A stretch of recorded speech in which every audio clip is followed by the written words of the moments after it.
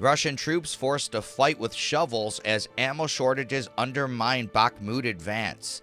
The head of the Wagner mercenary force that has led the assault renewed his criticism of Moscow's military leaders over the weekend and warned that Russia's position in the area could be in jeopardy if the supply issues weren't resolved. Let's dive into the details, shall we? Ammunition shortages that may have forced some soldiers to fight using shovels have fueled new Russian infighting and threatened to undermine what could be the Kremlin's first major victory in months.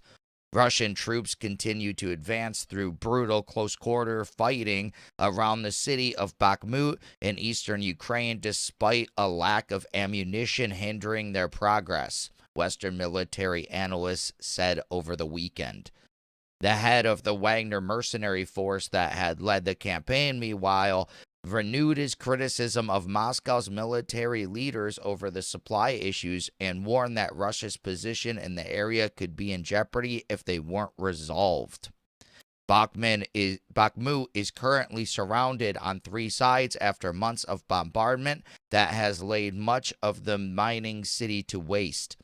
The defensive stand has become a symbol of Ukrainian resistance to Russia's invasion. Bakhmut holds is a rallying cry heard across the country and in President Vladimir Zelensky's nightly video address to the nation.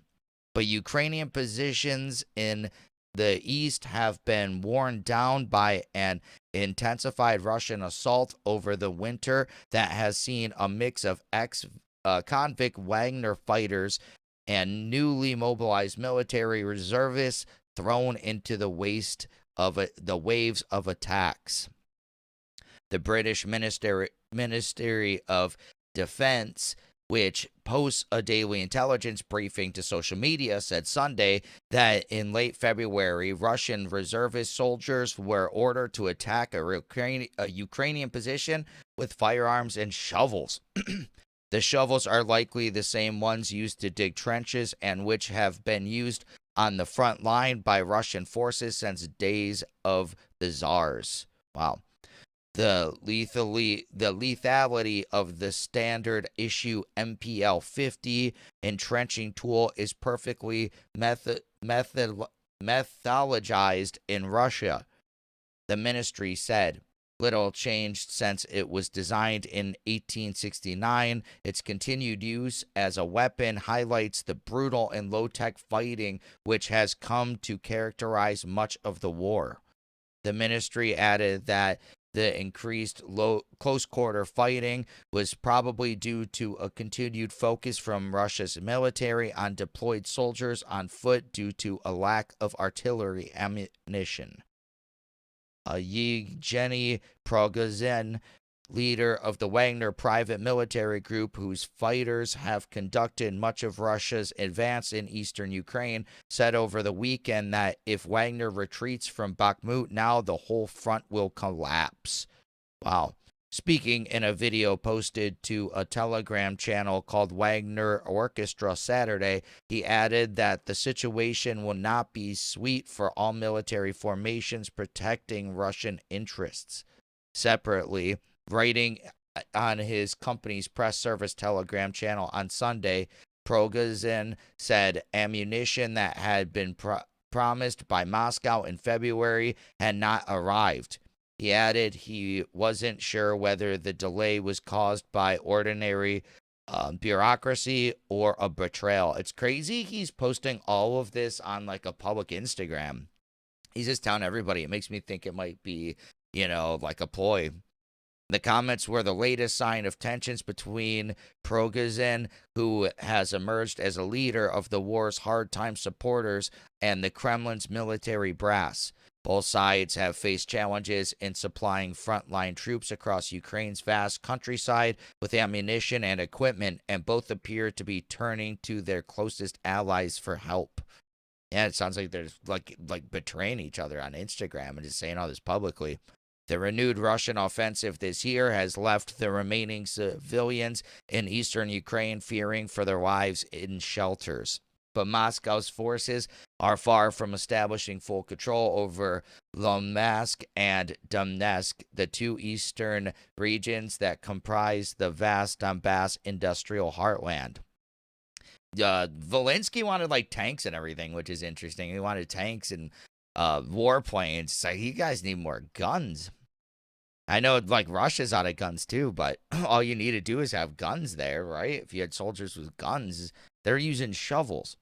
The Institute for the Study of War, a think tank in Washington, said Sunday that Ukrainian forces had likely made a partial retreat from Bakhmut, but said it was too early to say whether this would lead to a full withdrawal. Citing Ukrainian media reports, the ISW said in an analyst briefing that Russian forces had yet to cross the Bakhmuta River and reach the center of the city. Zelensky met with his top military leaders on Monday to discuss the situation. They spoke in favor of continuing the defense operation and further strengthening our position in Bakhmut, a statement from the president's office said.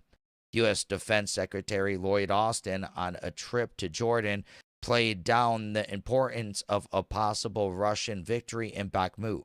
I think it is more of a symbolic value than it is a strategic and operational value, he told reporters.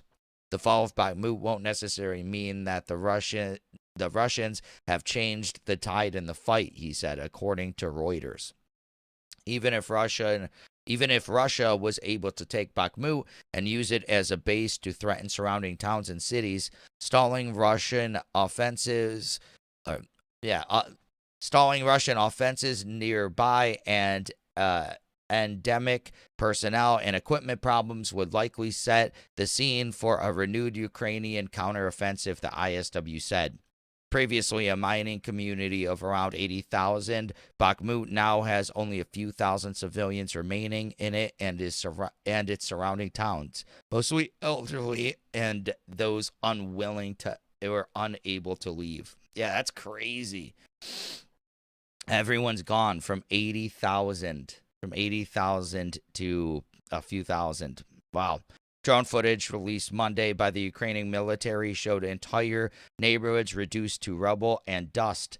Ukraine's armed forces said they continue to hold out for now, at least.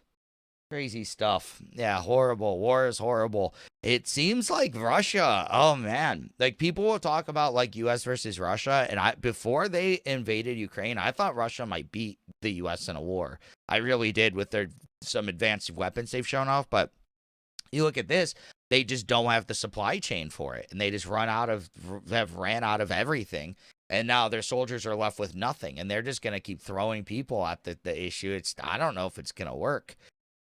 Yeah, it's crazy. And like I was saying earlier, like Zelensky, you need to get more guns, get some people with guns in there. It's like, yeah, if the Russians are truly out of ammunition, that is not good at all. And I also, like I was saying, think it's weird that their leaders are fighting on Telegram, which is public that people can see. And yeah, they're just doing all this out in the open. Very interesting. But what's your opinion on the story? Please let me know in the comments below. Also, be sure to smash that like button, subscribe to this channel for daily news updates, hit that notification bell, and share this video to help spread this news. Thank you so much for watching, and I'll catch you in the next one. Peace.